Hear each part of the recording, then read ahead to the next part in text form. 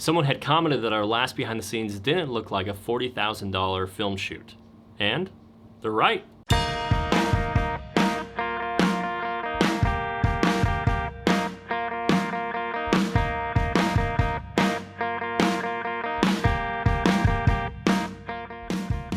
So the past 4 videos that we had on the process covered our production on a cryptocurrency course that was a $40,000 project that we had done for a client. Someone had commented that they struggled to see how this was a $40,000 production.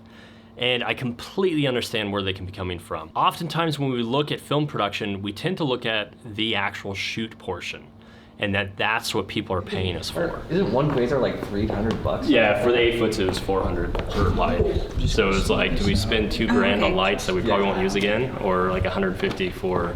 But what we've come to realize over the past 10 years of pricing videos is that the film shoot is the least expensive part of a whole entire production. But yet that's what everybody perceives as the most expensive part. Just looking at the past 4 episodes of our cryptocurrency course production that we were working on, the money isn't seen in what you guys saw as the on-set elements. Honestly, the on-set elements are the most attractive looking things because it's got big equipment, big cameras, big lights, and it looks really cool. But really all the money went into the pre-production of helping our client discover what content needed to be in this course, organizing all those thousands and thousands of words into something that was intelligible for an audience. Breaking down a typical production budget, 30% of that cost is going to go towards pre-production. Pre-production for us is usually the longest period, but it also doesn't cost a lot because there's not as many people involved on the pre-production side. Production usually accounts for 20% or less of a production budget. It's a very short time period, a lot of stuff happens really fast, and if pre-production is done properly, it's over and done with. Now that the shoot part is done, the rest of the remaining 50% of the budget typically is spent in the editing. For us, the editing is where all of the preparation and shoot come to a payoff, and hundreds of small micro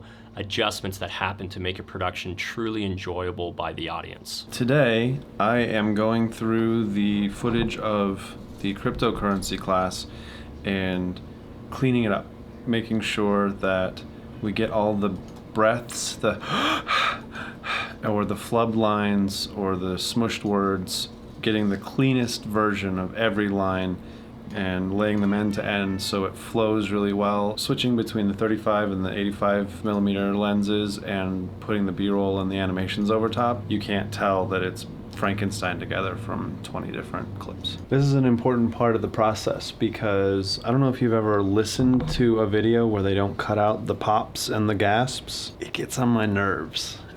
And especially for something that is educational, you want it to be as clean and crisp as possible so people don't get distracted, don't get pulled out of the curriculum by a ragged edge or a sharp intake of breath. Let's go over each of these features. Transactions on the blockchain are immutable. This means that the transactions already on the blockchain. Let's go over each of these features. Transactions on the blockchain are immutable.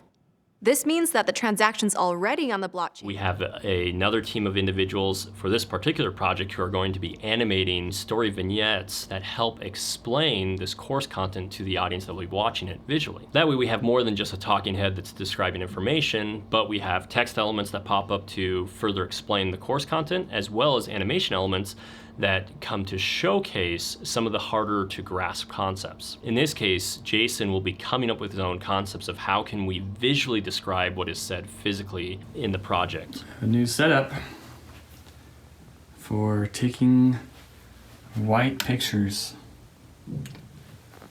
This is for a client. Right now I am taking the script and I am drawing basic concept of the graphics. After I'm drawing the different images or icons, I then animate them by take a picture, move it, take a picture again, and move it, take a picture, move it. So it creates this beautiful animation. It's very fast, very simple. It's just enough that we can then send the concept over to the client and have the client approve it, and then from there, we then make it look really pretty and more professional. But cool. Right now it's just concept art. After we get the approval, then we send off the concept over to the animators, and the animators then basically take my different icons and make them look professional, and then animate them into Davinci. Currently there's 17 animation sequences for this project. Each one's about 2 to 3 seconds long. Per sequence it took us about 10 hours of like concept art to animating it to getting it, sending it to the client. The client is then wanting their adjustments, which then takes a buttload of other hours. So altogether, it took us about 10 to 12 hours per sequence of animations. If you ever have researched like what it takes to create a cartoon, it's about $1 million per episode when it comes to like 20 minutes of animation. Like there is so much work that goes in, that's involved in your basic animation, that it's just so much time invested into just getting it right and making it look professional. So going back to Tim's comment on how he struggles to see this as a $40,000 production, I completely understand. A lot of times when we are pricing things, we tend to only price things looking at what is the equipment we have and how long is the shoot. As sometimes the misconception is, this is not a $40,000 day of shooting. This is a $40,000 production. With that, there's the writing costs for writers. On set, it's obviously the equipment costs, but we also have to rent the location. We have to get transportation to the location. We have to get food for everybody who's going to be on set. We have to pay for the actors. And once we get into post-production, we have multiple editors that we pay for them to edit through the production. There's all the amenities used for the computers. There's the animators that are involved with it, the management teams that are involved with it, the accountants that are involved. All of that stuff adds up to costs. I mean, just alone out of this $40,000 production, somewhere around $24,000 of it just goes purely to labor. And that's it. I know when we first started pricing productions, a lot of those things weren't on the top of our mind. And when we would hear people pricing these productions for $10,000 plus, our thought was, hey, I can do an interview for $1,000. They're so wasteful.